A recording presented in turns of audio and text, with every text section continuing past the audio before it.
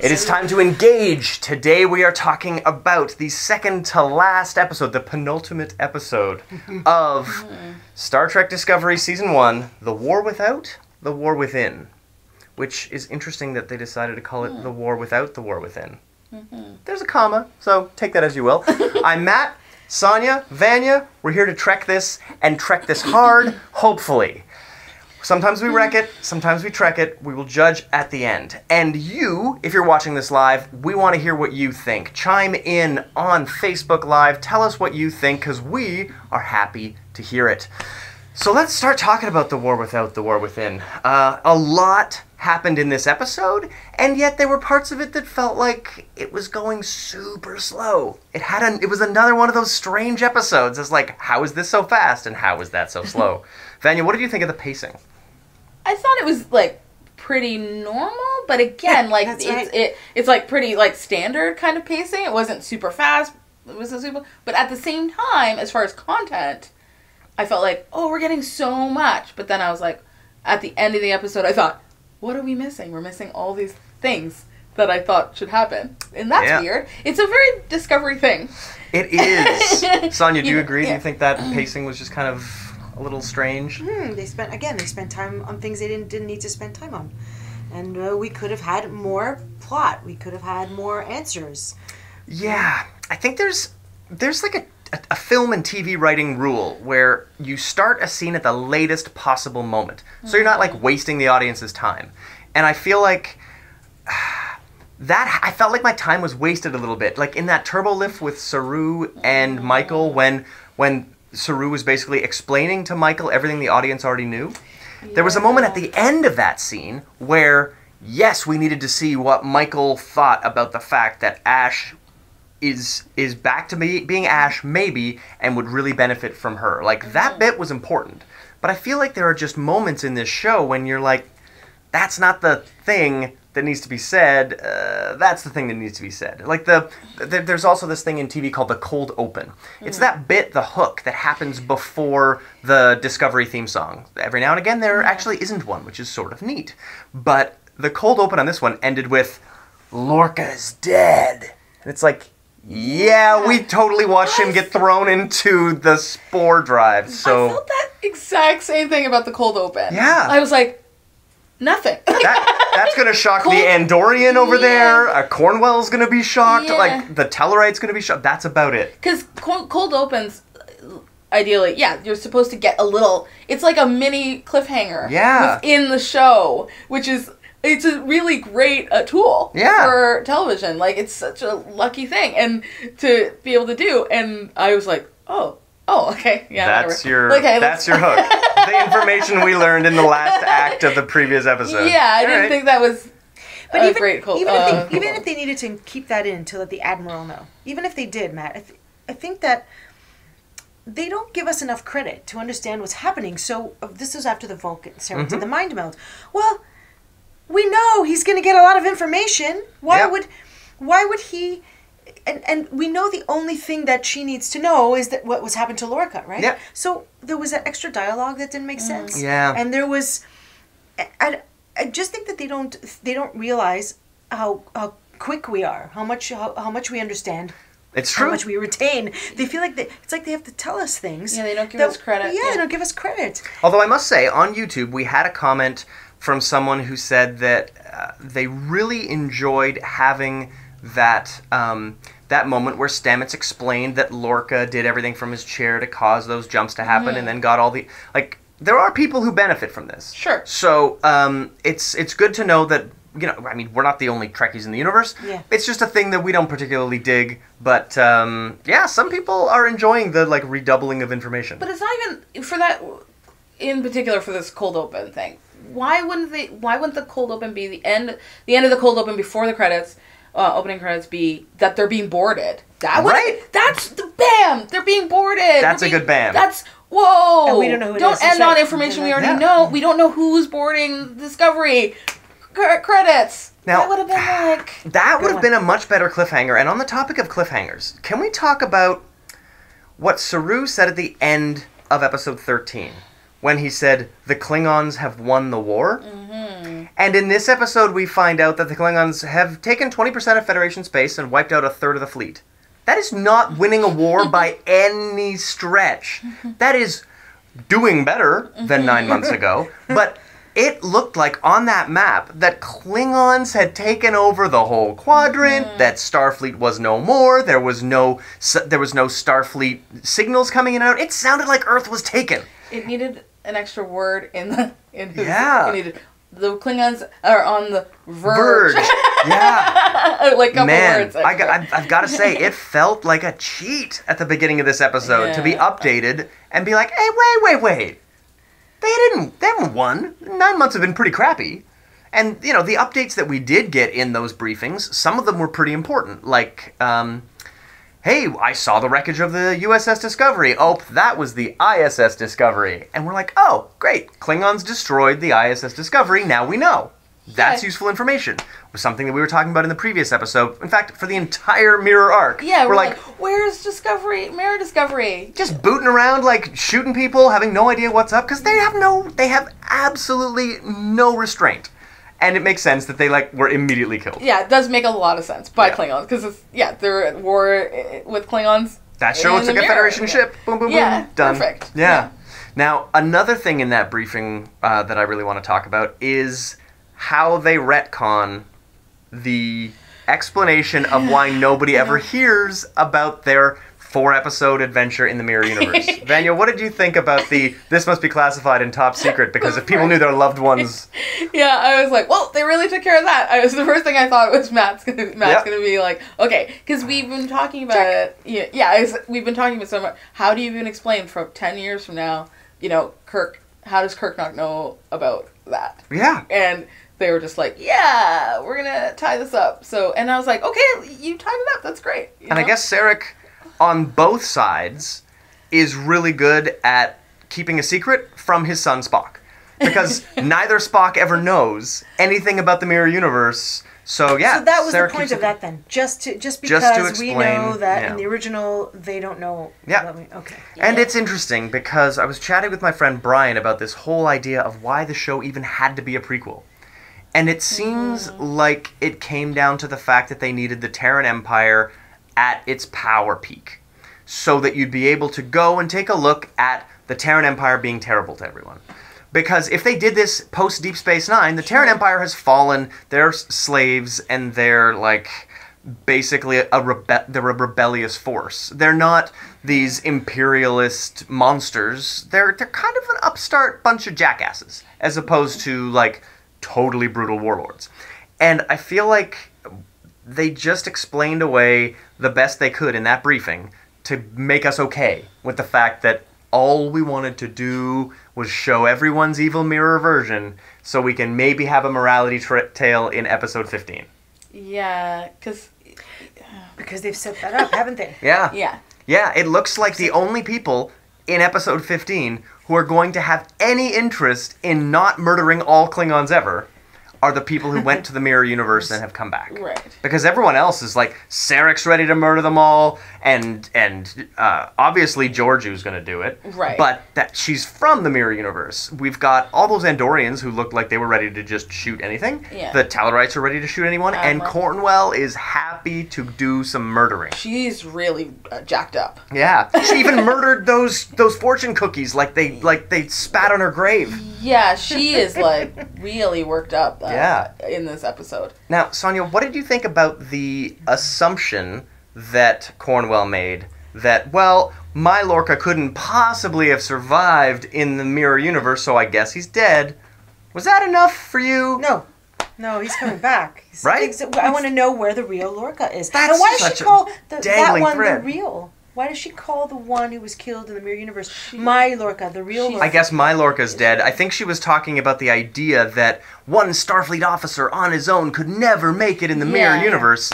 And I was just like, that's tenuous at best, and at worst you have no faith in your ex-boyfriend. Well, she didn't say Lorca, she said my Gabriel. My Gabriel. Which I thought was you're an admiral it's not in so a briefing. profesh. Let's get let's pull together a bit. Yeah. It's everybody was Cesaro was oh yeah, so you're sleeping with him. Yeah, so, I get it. All right, you guys are banging. It's all clear now. Yeah, but she thinks if Lorca is anything like, and he must be, his like our Lorca or. Must have been something like that, or everyone would have been like, hey. Everybody would have known, right? Yeah. So obviously they're very similar. Yeah. Or at least like, Mirror Lorca does a good enough impression of what actual Lorca looks like. Well, somebody that has, like, you know, that is bold. Yeah. A bold person. Oh, yeah, he could totally survive on the other side. You would think. I think He's a smart so. guy. He was savvy. He could do it. So. He could do it. Michael did it. It all comes down to Michael whether that ship survived. Yeah. Because Giorgio has been very vague about what happened to Michael, what happened to Gabriel's ship, what happened after that little CGI flyby we got at the beginning of episode 13. We don't know. So, maybe Giorgio was just playing it coy when Lorca and Michael showed up again, and she had totally slit their throats in the previous, like 2 weeks ago. Like, it's really hard to say, because Giorgio's leaving a lot of blank areas in this narrative. Mm-hmm. And obviously that's because the writers want to leave some blank areas in this narrative. Mm-hmm. And I've been finding that a little strange. Like, we didn't even see Tyler last week. Mm-hmm. And this week, the Laurel laser fingers managed to, I guess, completely fix Tyler, and everyone believes it? Yes. Why are we assuming that she did? That she fixed it? Why are we assuming that the Vok is gone? That now he's A-okay. Yeah. Like, she's totally the bad guy. Yes. And inside of Ash is more the bad guy. So, like, there's a very clear through line to the guy who's wearing a fancy Apple Watch now, and so it's like, you'll be limited, but I can't take your freedom away, so here's an Apple iWatch. You know, after the next person you killed, we'll know for sure. You know what I mean? Yeah. Like, what's to stop him from doing, you know, what are his limitations? And on that topic, what did you think? Yeah. It's like you can't quite snap a neck all the way around. It's like, no, Apple Watch! You know what I mean? Yeah. Now, what did you think about Ash bumping into Stamets in the hallway and their discussion about Culber? Just the whole Culber thing. Like, that's just the beginning, but everybody's reaction to Ash, how everybody's okay, it's like no one cares about Culber. And it's, I feel like I don't know what I would do. Like, if my spouse was murdered by someone else, then they were just casually walking down the hall. Yeah. I would flip out. Yeah. You know what I mean? That was actually pretty chill, in my opinion. Yes. I wish that it had been more combative and more antagonistic, or it had happened not like that. It had been actually they'd done it on purpose. I don't think they have to get in a fist fight, but I feel like he should have said something maybe more. I feel like the reactions weren't right, and it didn't sit with me right, so I went back and rewatched it, and it's because in the moment where they turn around the corner, you get Stamets looking up, and it's sort of over Ash's shoulder, and you don't see Ash Tyler's response to surprise it's Stamets. Yeah. That reaction would have been really valuable in that moment, to have an idea of, is he feeling regret off the top, like he's being surprised, and knowing his immediate knee-jerk feeling would have been pretty important. Computer? Gary maintains that Stamets holds a tremendous grudge against Ash, despite knowing it wasn't really Tyler. It was Vok that was responsible. Or was it Vogue? And maybe Stamets doesn't believe it, but maybe Stamets doesn't believe, it hasn't fallen for it. Although Stamets did say, is it tearing you up inside? Do you feel horrible about this? And Ash was like on the verge of tears. Yes, it does. And then he said, well, maybe you're human after all. So everything that Stamets was saying felt like he had somehow come to terms with it because of his, like, spore, like, Culber that he got to say goodbye to. Right. I don't know. It's not sitting right. I almost wish that they bumped into each other in the mess hall. The way he was in the mess hall with the other people, I feel like it would have been better if that's where they had that conversation, and maybe it could have been more, you know, combative there. Yeah, it would have made for a more interesting scene. Would have been interesting if he'd been confined to his quarters, like Georgie was, just in case. Well, that would certainly make more sense. I mean, there's no guarantee that Laurel fixed anything permanently. That iWatch is going to save everybody's life. But the thing that I thought was peculiar was how convenient it was to have Stamets and Ash have that little clash, and then have Tilly in the mess hall go sit with Ash, and then Detmer sits with Ash, and they're all going to sit there, but if Stamets was in that room, that would have been an interesting scene. That's- because then what do? That's Well, right. But you're like, They might- oh crap, I guess I shouldn't be too nice to the murderer of his boyfriend. Yeah. Like, that, I think they just kept the complexities completely divorced. And we had the chance to see something really explosive and I would love interesting. to see those two things come together Yeah. because then it would have created more tension. Like, more tension to see. It's not so easy to be kind to somebody when you're watching somebody that's grieving. It could you know, have at been the more same proportionate time. reaction too. Like maybe instead of them all going to sit there and have a little powwow, that's pretty they chill. could have maybe just gone over to talk to him or handed him one thing. Or The they could have, gestures some of them have could have been- judged Tilly for it. And it Yes. would have been like, That's right. It could have been more complex, and the gestures could have been more proportionate. everybody's- that would have been everybody's a better cool with that. scene. which is a way more Star Trek thing, I gotta say. We're asking for more pressure and tension than there should ever be between crew Because- members on Star Sure. Trek. But Because- now we've got this set up for us. Yeah, thanks to that's what they Discovery. want us to do. Discovery wants Yeah. us to think of them differently from a traditional Star Trek. So we are. So then act like it. And then they don't deliver on it. Yeah. And that's weird. Yeah, it's funny because I felt like that scene where Tilly does what she does, and I understand it's actually within her character, very much within her character, Totally. to take that step to bridge that divide and have that that level of compassion. She had already done it for Michael. Exactly, she is like a very consistent character that way, but everybody else falling in line so quickly. I mean, even on Star Trek, that doesn't necessarily happen, No. right? Like we watch in Deep Space Nine, somebody does something bad, or like even Paris had a hard time, Yeah. with people just because he breaks some rules. He didn't even straight up murder somebody. Yeah. he just Break breaks some rules, necks, and- it's okay. and Break people some don't rules, want- oh and, no. and people don't want to be near him because he he's a criminal or whatever. So it's not like we don't have that tension in Star Yeah. Trek, and he killed somebody. It was the weirdest, And shiny, he's a happy spy. moment. He's not just killed somebody, he's a straight up spy. Yeah. In a war. That's Computer? Jeff says that only a few crew members were supposed to go over to Ash's table, but the writers of the show have been watching this show and they're tired of wrecking it every week. Right? That's hilarious. There it is. Nice. If only. Funny guy. That's brilliant.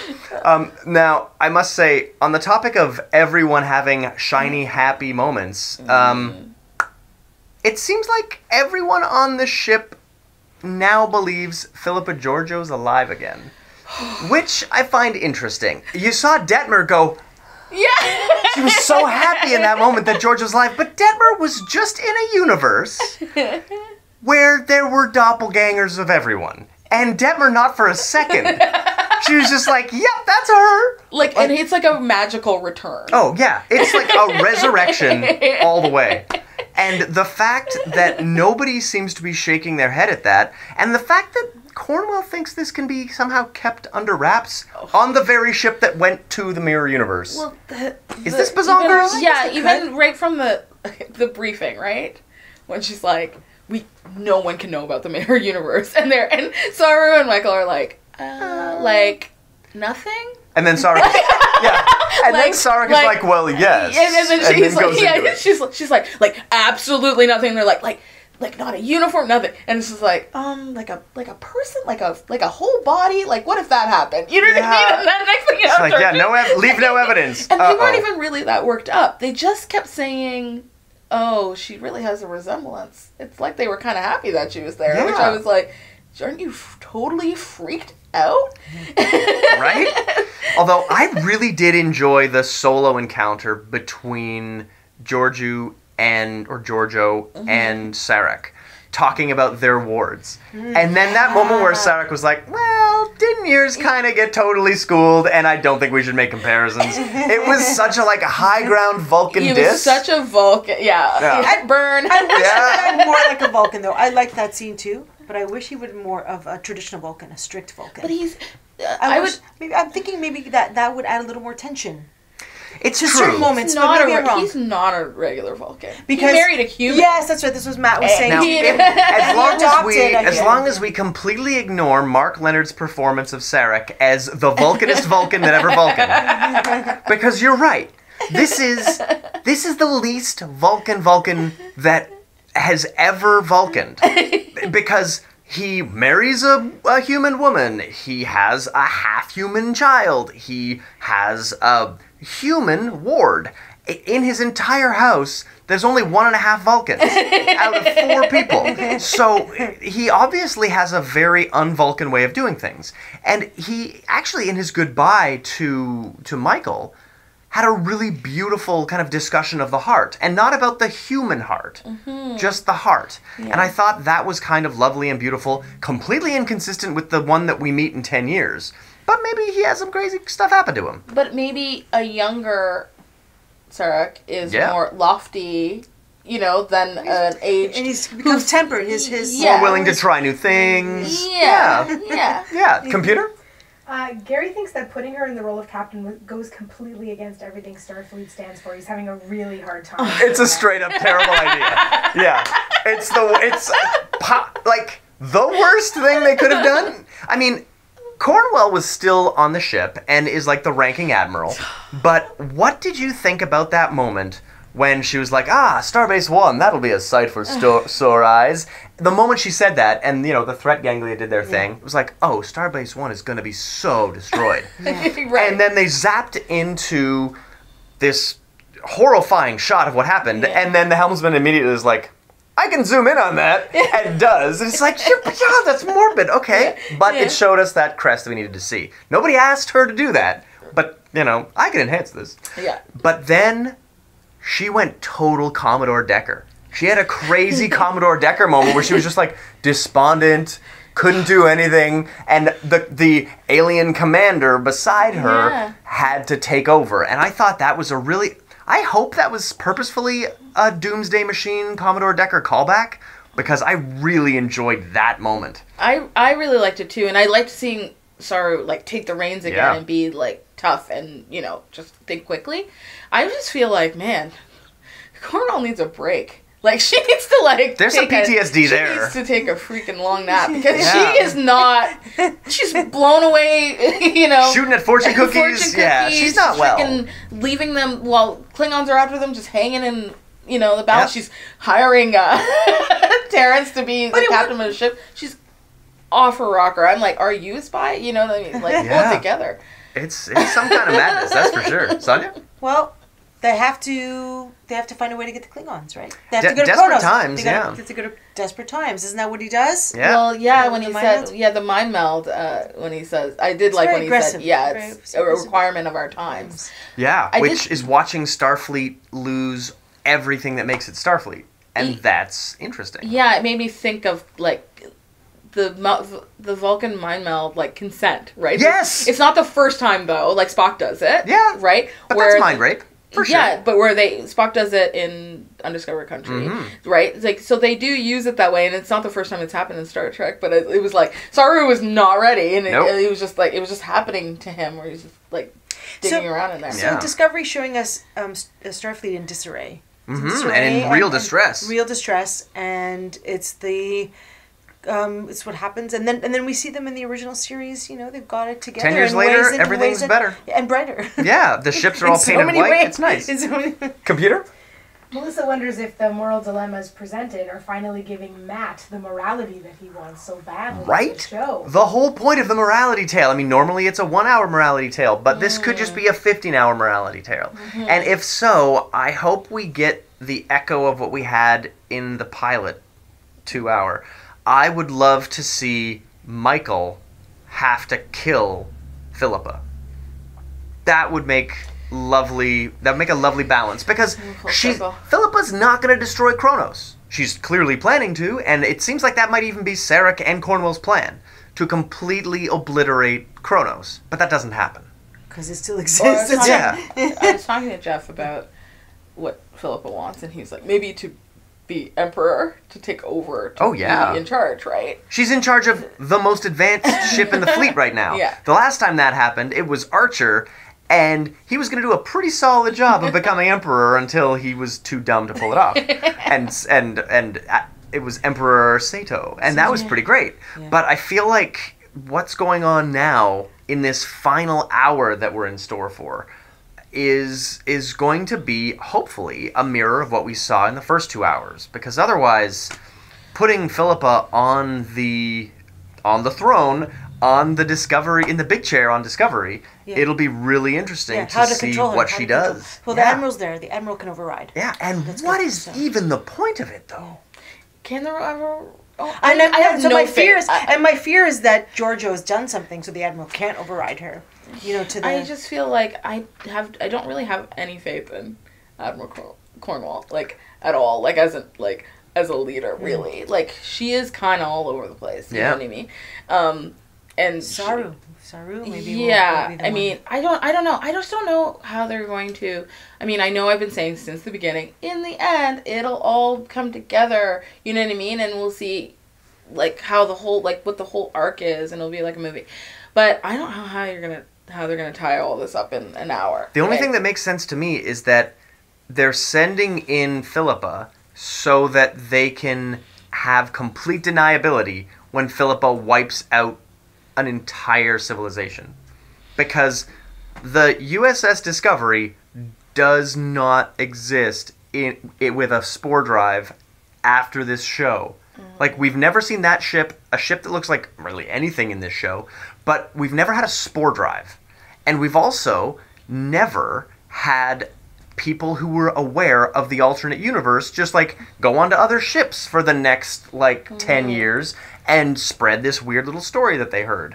So, I feel like because this was written as an anthology series, the built-in ending is Philippa blows up Discovery trying to take out the Klingon war machine, and that's the end of the show. That would make sense, Matt. But they've got a season 2 with the same cast. And Now I don't know. The spore drive, I really thought they had taken care of it canon-wise when they got back from the Mirror Universe. They're like, and we're all out. Yeah, we're done. We can't do anything more. You know what I mean? I really thought it was handled. Yeah, But then now... we had that super exciting mushroom growing agricultural act in this episode. Yeah, the terraforming. We didn't need that. We didn't need to see that. We didn't need to see that. That took up time. It was a very long sequence the where it's show. like, I'm pressing the button, and we went back to Stamets pressing the button, and it's like, we just gross him. And we saw those things from 5 different angles before they hit the ground. Yeah. Then we saw them hit the ground. Then we saw them open up when they hit the ground.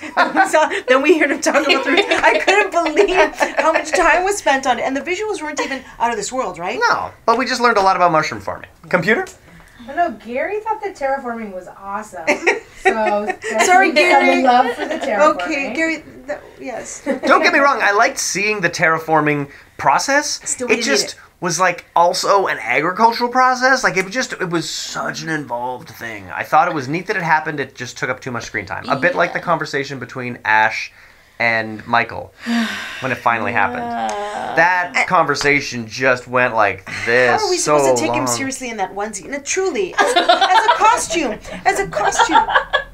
he's a grown man. Wearing or like an a child, adult. like wearing a toddler's sleeping Yes, an adult outfit. wearing one of those is not- his physique any favors. No, but it doesn't. But it wouldn't look good on. It wouldn't look mature on anyone. No, it's like you a know? Wesley Crusher outfit. But maybe that's us. But that's us. I mean, we're imposing our code. It's a Wesley Crusher. I outfit. think my what do you favorite- mean Wesley Crusher outfit. He wore the same thing as everybody else. He could get away with PJs. pajamas. His rainbow PJs. I forgot about. Remember Yeah, his season 1. brown? Anyway. Yeah. Sorry, Will. Not a good look. Yeah. He didn't choose it. He didn't choose costume. Yeah. It's not. But How do you my feel favorite about part- Ash? Sorry, I would like to know, Vanya, how you feel about the way Ash's character is being written now that he's Maybe Ash again. maybe Ash again, and even before when he was struggling between Ash and Vok. Well, I really like Ash. I really like Ash Tyler's character. I just feel like he has no hope now because I feel like they keep writing in these things that are that I like, and then giving them no hope. Like Michelle Yeoh is the captain, and then she's gone, and now she's a villain. You know what I mean? And then Ash Culber's Tyler, he's relationship, great. and then it's yeah, gone. exactly. Yeah. And then Ash Tyler, great character. You know, he's charming. He's good at his job. He's attractive, like that. And now he's broken. You know what I mean? And basically because he's untrustworthy because he's a spy. Well, maybe actually not to some people. He's a spy, and he's so how can he come back from this? And he's murdered somebody. How can he even? How can a character like that come back? They're both broken. They're both suffering from their Klingon experience. And right? the fact that there's I no... think that's got to be what it is, because I find Yeah. him completely ineffectual now, and it's hard to.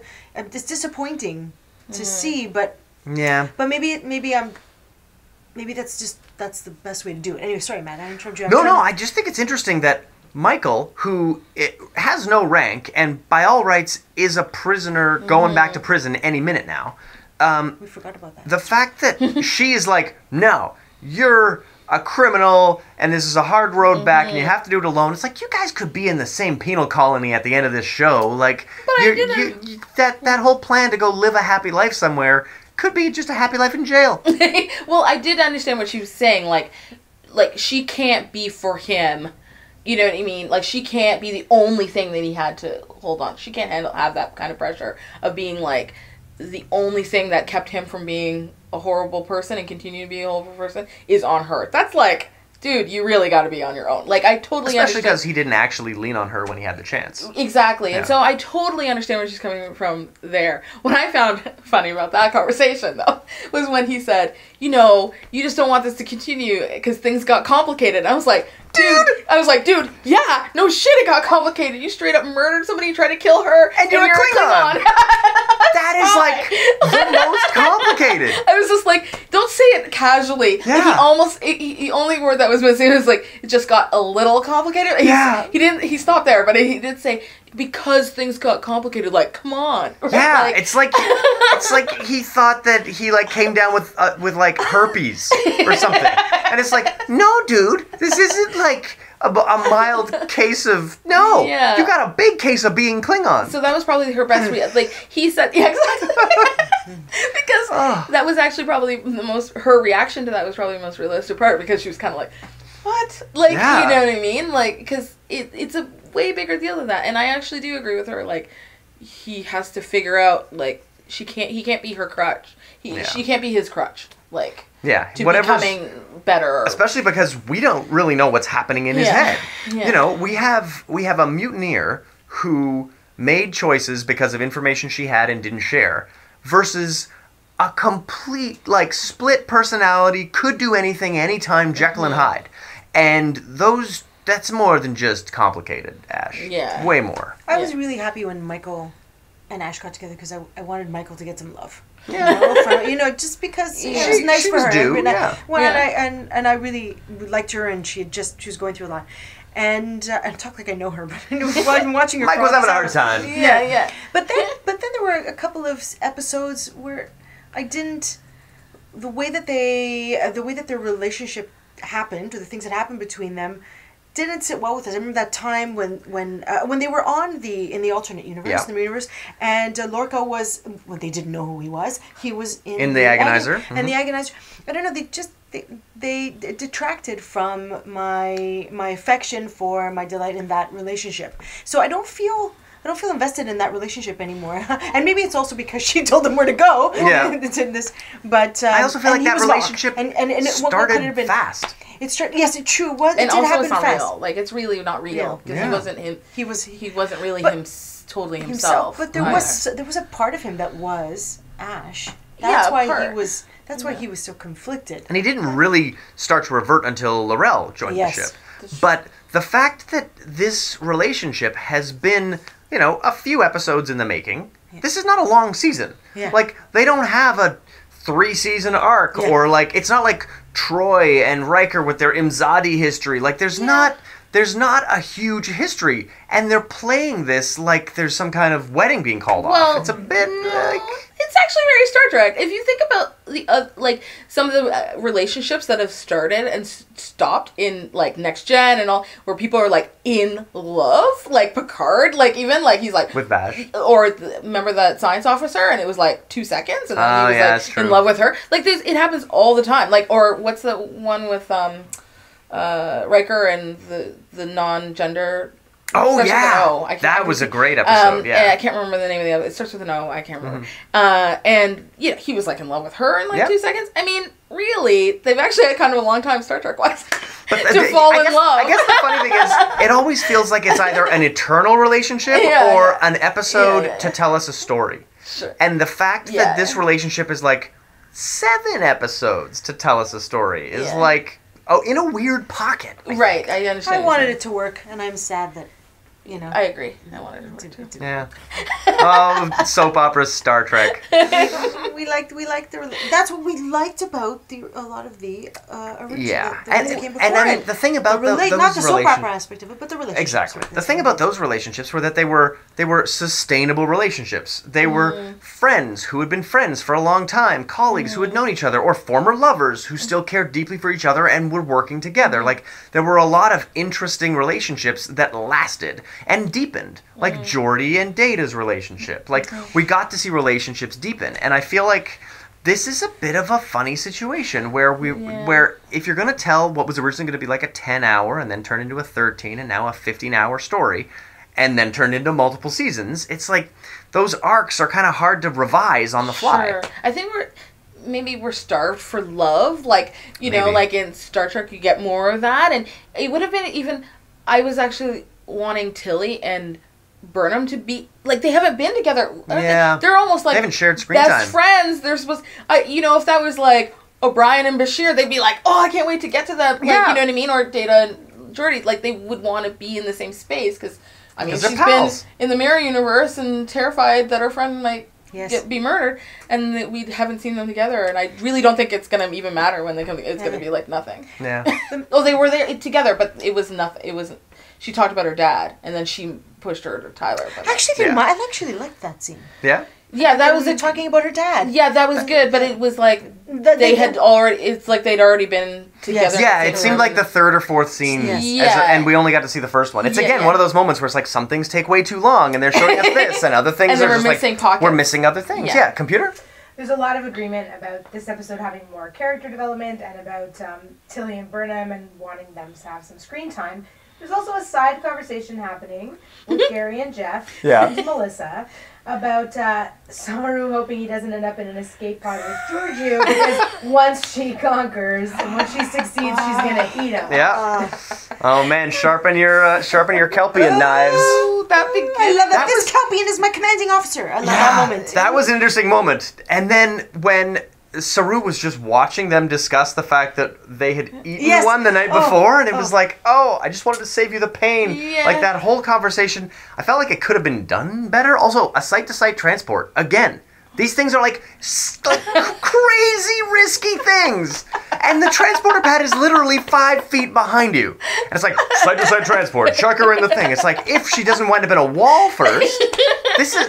Because site-to-site transports are like, in TNG, they happen all the time. It's no big Sure, deal. but by then it's so... Yeah, they were still transporting people inside out on occasion at this time. And that was when you had 2 transporter pads. They would show up inside out. Like, this technologically is a little bit weird. Yeah, because by the time it gets to, like, Enterprise, like, Kirk, you know, Bones is like still like, listen, I'm not doing this. And then when they're in the motion picture when they're installing the new transporters, they're like literally people are turning into piles of goo. Like, it's not a good thing. But for someone like me who doesn't remember all that you remember, Matt, that didn't stand out for me.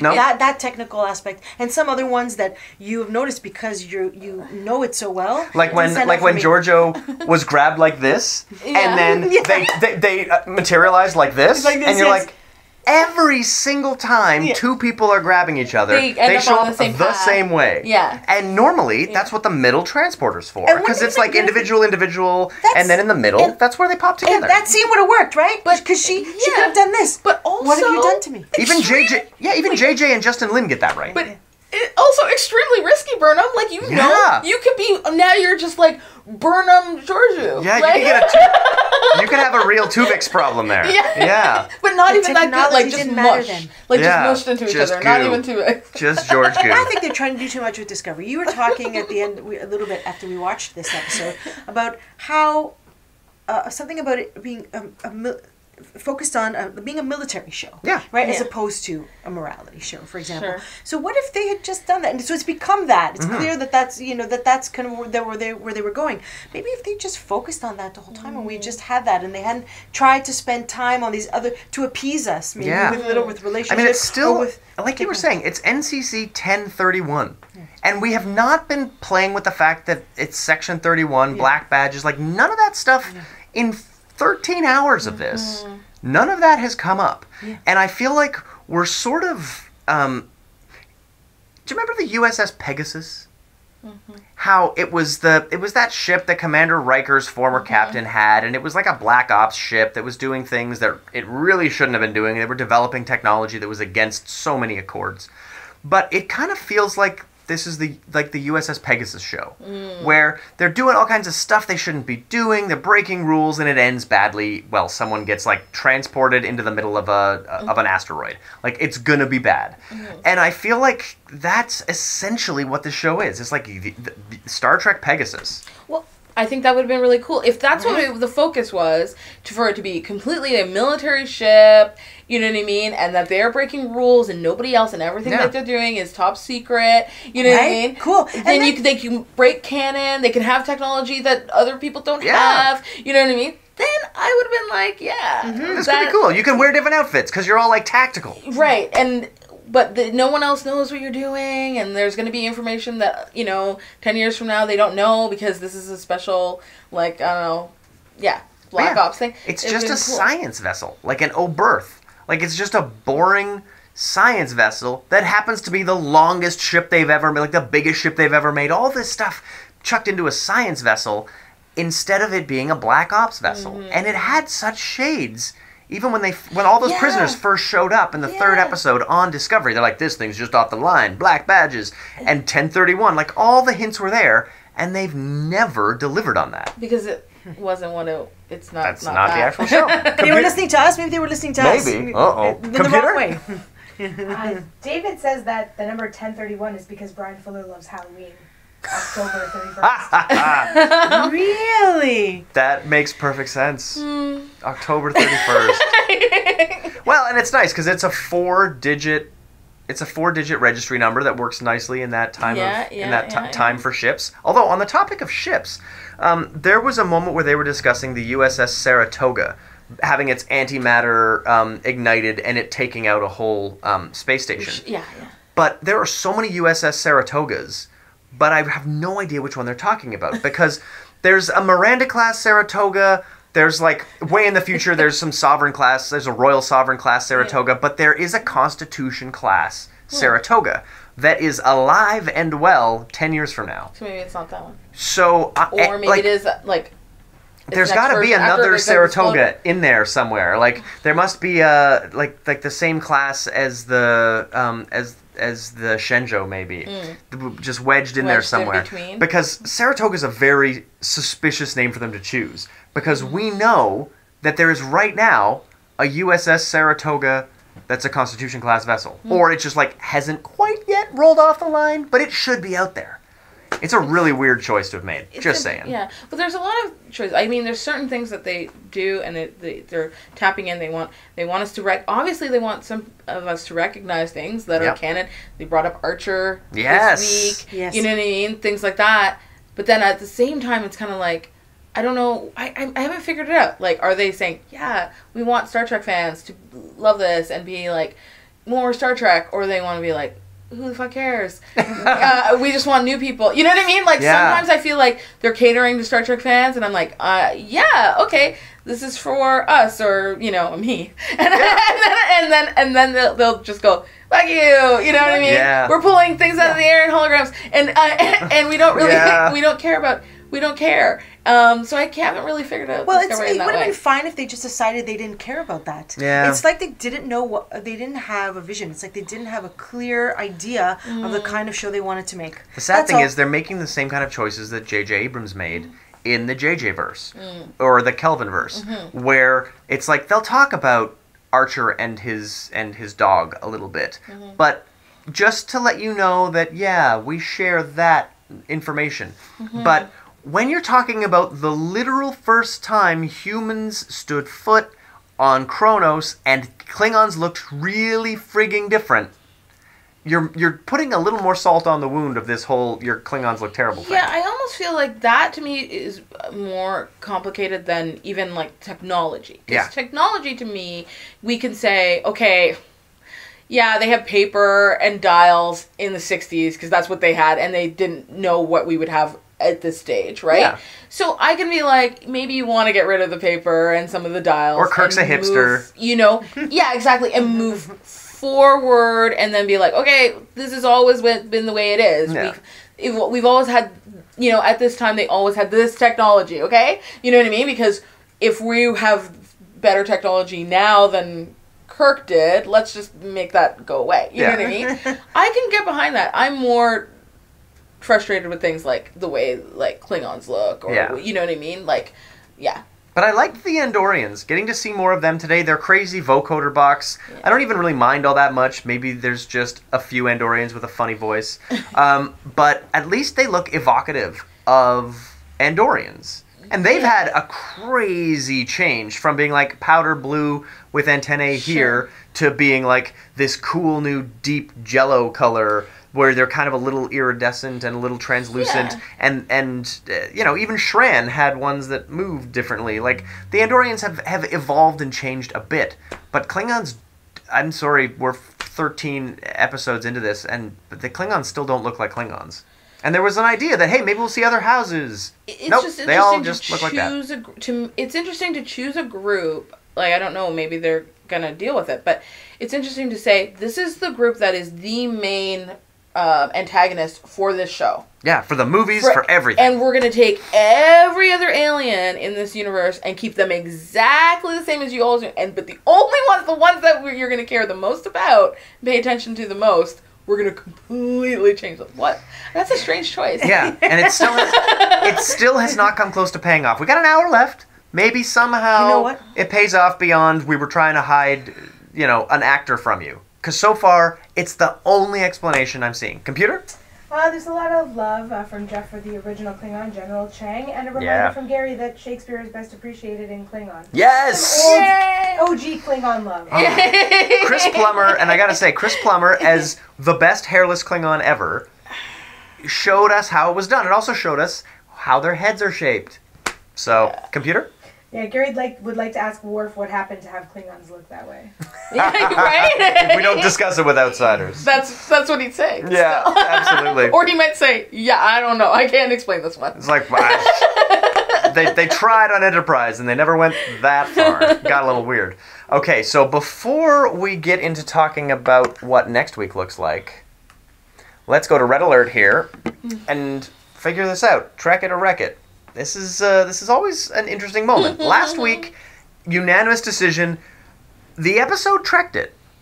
The week before that, unanimous decision, it was a wreck across the board. So here we are, our first episode back in the Prime universe. Vanya, what do you think? Trekked it? Wrecked it? Trekked it. Really? Yeah. Do you want to back that up? Sure. I just felt like the themes to me were trekked. Like, it doesn't even have to be. I like the episode, but it doesn't even have to be a good episode for it to trek it. Absolutely. So, there's plenty of bad Star Trek. Exactly. So I felt that the compassion, like even when it was mistaken on Saru's part, his compassion to Ash was very Star Trek. He made a mistake, and by doing that, he should have confined him or put him in the break. But whatever, still compassion mirrored with like Tilly's compassion to him, like that kind of thing, and the questions of being, like the fact that they've come, from the mirror universe and being better than what they saw that they could become. I liked the idea of that, and still like. Even the Admiral talking to L'Rell, that conversation to me was very Star Trek, even the stuff with Sarek and Giorgio was very Star Trek to me. And the science, I guess, like the terraforming and I like the idea that you were creating something beautiful as an act of like defiance to war. Yeah, and it was cool that Anthony Rapp did that because in Rent he's like creation. Yeah. He's like the guy that sings about creation and whatever against like war, right? Yeah. So that's kind of cool. That's how I back it up. All right. Sonia, trekked it, wrecked it. What do you think? I didn't enjoy this episode too much, but I think that I think you'd have to say that it did Trek it in certain ways. No. I say it reluctantly. I trekked it in a Discovery context. It was a very Discovery. It was a typical Discovery episode in various ways, but it also did bring up some moral dilemmas that I enjoy from my Star Trek episodes in other programs, other shows.